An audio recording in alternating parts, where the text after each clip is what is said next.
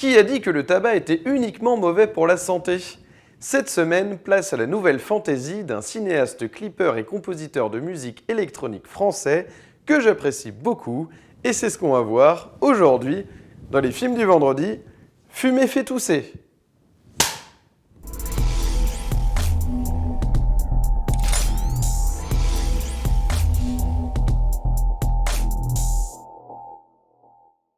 Salut à tous et bienvenue dans les films vendredi. Aujourd'hui, j'ai le plaisir de revenir sur Fumer fait tousser, 11e long métrage de Quentin Dupieux et deuxième film de l'année après Incroyable mais vrai sorti l'été dernier. Quentin Dupieux, cinéaste français à qui l'on doit des films cultes comme Rubber, Réalité, Le Dain ou encore Mandibule, nous revient avec une nouvelle farce.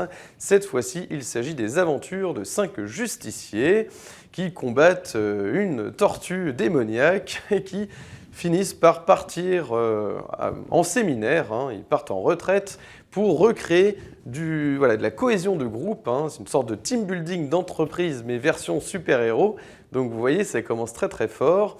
Leur mentor, chef Didier, n'est autre qu'une peluche qui ressemble à un rat et qui bave constamment et qui rappelle bien entendu le mentor des Tortues Ninja, rappelez-vous. Voilà. Donc voilà, on est à la frontière entre les Power Rangers, les Tortues Ninja, les Contes de la Crypte, vous verrez aussi, parce que justement, lors de ce team building, les justiciers vont se retrouver autour d'un feu de camp pour se raconter des histoires qui font peur. Voilà, donc évidemment, le spectateur peut être un petit peu frustré dans un premier temps, parce que le film démarre très très fort avec des combats de super-héros qui rappellent évidemment et qui parodient un peu tous ces animés japonais ou ces séries télé japonaises avec les Power Rangers, etc. Et dans un second temps, voilà, le rythme est un petit peu cassé parce que finalement, il commence à se poser comme ça, à raconter des histoires. Donc ça met en suspens la potentielle intrigue qu'aurait pu se développer avec ces super-héros, vous voyez. Donc ça casse un petit peu le rythme, mais c'est voulu. Ça permet à Dupieux, pendant ce temps-là, de proposer des idées certainement qui auraient pu être des idées de long métrage, mais qui étaient trop courts pour être proposés en tant que long métrage. Et donc, du coup, ça donne lieu à des scénettes, si vous voulez, des scénettes comiques, horrifiques, des comédies d'horreur, qui sont des histoires racontées par les uns et les autres dans le film. Voilà.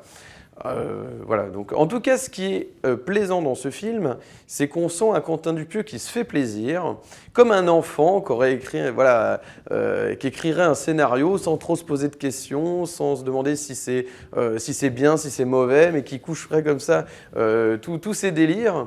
Et donc ça fait plaisir, quoi. Il est vraiment sans filtre, il est brut comme ça, c'est du cinéma brut. On envoie des idées, on ne sait pas si c'est des bonnes idées, si c'est pertinent ou pas, on ne se pose pas la question de savoir si c'est pertinent. On fonce, on s'amuse, on s'éclate, c'est vraiment ça. Donc voilà, on sent un Dupieux qui se fait plaisir, qui revient à ses premiers amours, j'ai envie de dire, avec ses histoires de peluches, de jouets, avec ses robots. Il y a des histoires de robots, des histoires de peluches comme ça. C'est assez fou. Et donc, à la manière de François Truffaut, si vous voulez, qui disait que le cinéma lui permettait de donner vie en fait à ses rêves d'adolescent, et là c'est un peu pareil, on sent un Quentin Dupieux qui donne vie à ses délires d'enfance. Enfin, c'est régressif, c'est un joyeux délire régressif, voilà, j'ai envie de dire, pour adultes consentants. Voilà, j'ai envie de le présenter comme ça aujourd'hui dans les films du vendredi. Fumer fait tousser, voilà, une espèce de film un peu naze comme ça, mais touchant dans sa démarche, parce que il y a une sorte de plaisir coupable à rentrer dans son univers. Et c'est vrai que ça demande évidemment peut-être pour certains spectateurs de faire un effort, mais à partir du moment où on accepte en fait, le postulat de départ, l'intention de Dupieux, ou en tout cas qu'on essaie de donner une chance à l'univers de Quentin Dupieux et qu'on se laisse porter, ça vaut le coup. Donc voilà, je pense qu'il faut totalement se laisser aller. C'est une vraie récréation par rapport à un cinéma intellectuel où le récit est vraiment très très écrit, où tout est assez lisse d'ailleurs, il faut bien le dire quand même, on a quand même un cinéma français assez lisse et tout ça. Et c'est vrai que Quentin Dupieux, c'est un peu une récréation par rapport à tout ce cinéma-là.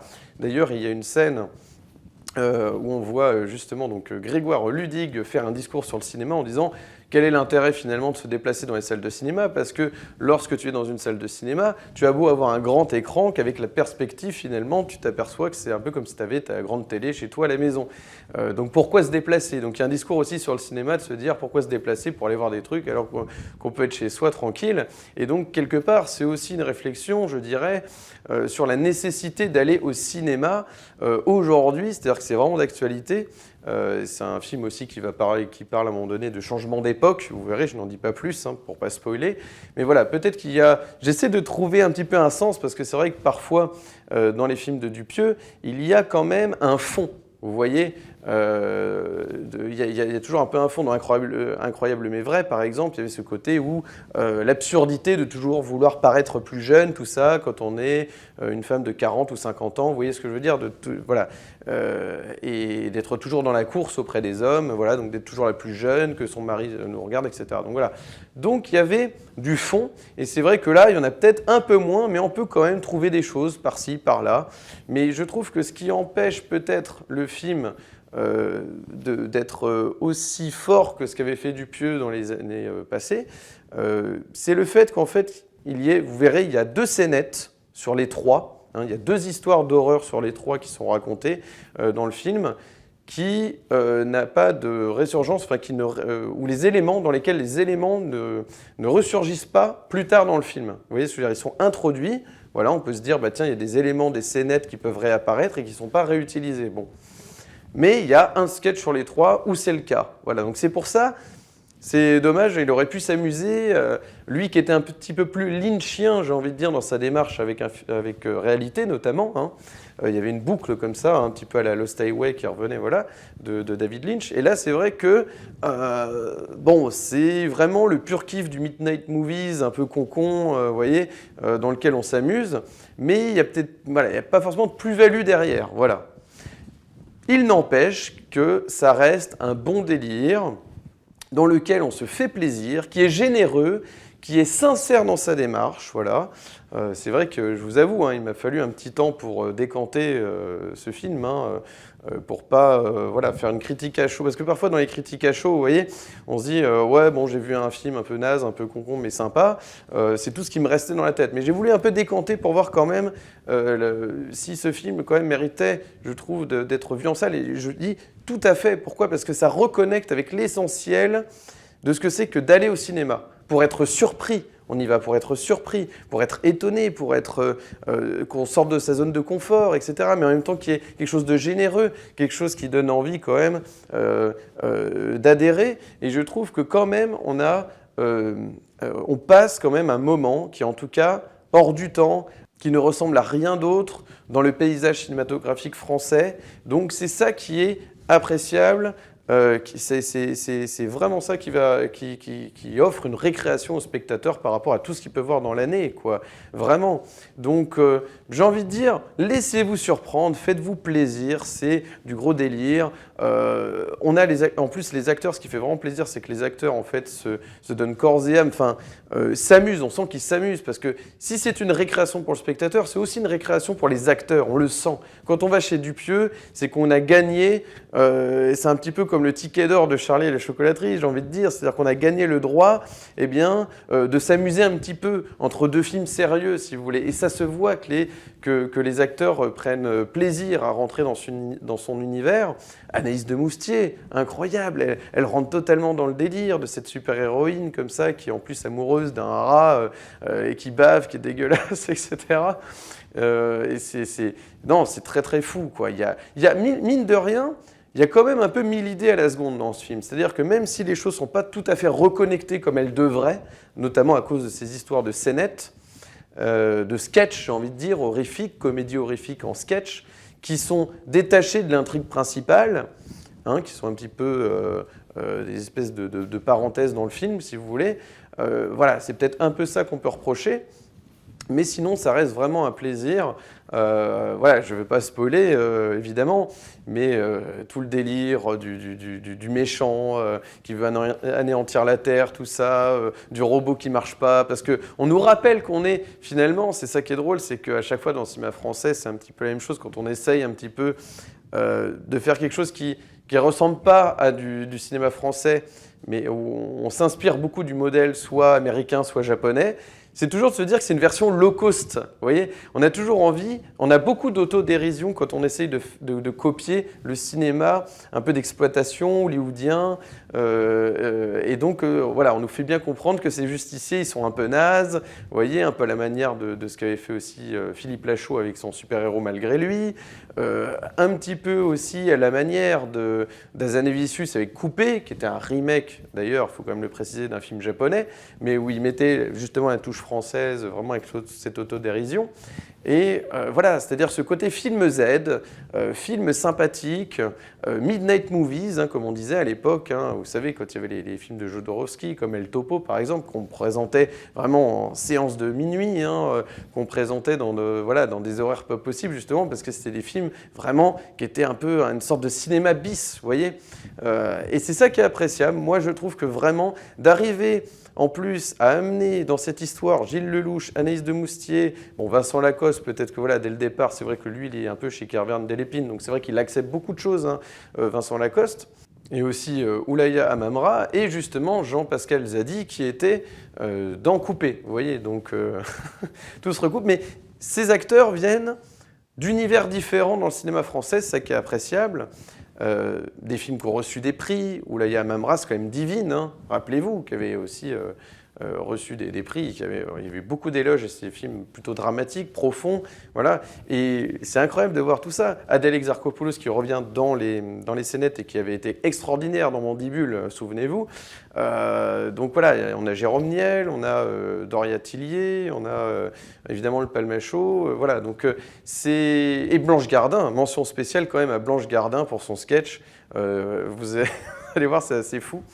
Mais voilà, c'est vrai que les sketchs, certains diront que ça n'a rien à voir avec l'intrigue principale, ça va peut-être les déstabiliser, mais malgré tout, même si le film se tient pas tout à fait, que c'est un peu un petit peu une sorte de foire au n'importe quoi, et ben malgré tout, il reste un plaisir coupable. Et ce plaisir coupable, eh bien, il est salutaire, je trouve quand même, parce que de retrouver du plaisir à aller dans les salles de cinéma en posant un peu son cerveau, mais en passant quand même un bon moment, parce qu'on passe un bon moment, c'est vraiment d'intérêt public, ce genre de comédie quelque part, surtout dans cette époque. Et voilà, donc de voir Quentin Dupieux s'amuser avec ses jouets dans sa chambre, c'est vraiment l'idée c'est vraiment l'idée qui m'est venue quand j'ai vu le film, en me répétant sans cesse que ce film était français. Ce film est français, je n'hallucine pas. Ce film est français. Il y a des idées totalement barrées, gore, trash, fun, totalement délirantes. J'ai dit, ok, au moins il est en forme, il y va à 100%. Il n'est pas en retenue comme dans Au Poste, vous voyez, notamment. Hein, j'essaie de trouver un autre film que j'avais trouvé où il était peut-être un petit peu, il se censurait un petit peu. Là, ce qui fait plaisir, c'est qu'il se lâche au moins. Voilà, il se lâche, ça fait plaisir.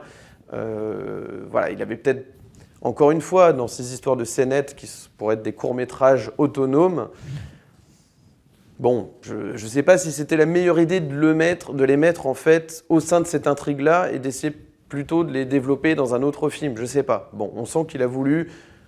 Peut-être que c'était des courts-métrages qu'il avait fait et qu'il s'est dit je vais les intégrer dans ce long-métrage, comme ça pourra faire 1h20 et comme ça je pourrais le proposer au cinéma, sinon ce serait compliqué. Parce que c'est vrai que ces films sont à chaque fois assez courts. On est quasiment de l'ordre du moyen-métrage, un petit peu pimpé étiré, j'ai envie de dire, pour arriver à 1h15, 1h20 et que ça puisse sortir dans les salles de cinéma. Vous voyez, bon.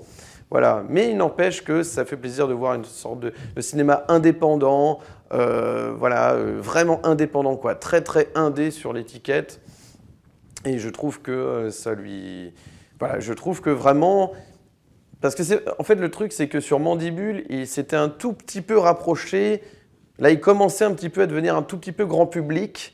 Et c'est vrai que là, ce que j'aime bien, c'est qu'il recasse un peu ses codes de rythme et tout ça. Il repose les bases en proposant une sorte de smoothie, j'ai envie de dire, de tout ce qui a été le cinéma de Dupieux, finalement. Vous allez retrouver tout ce que vous avez aimé dans Dupieux.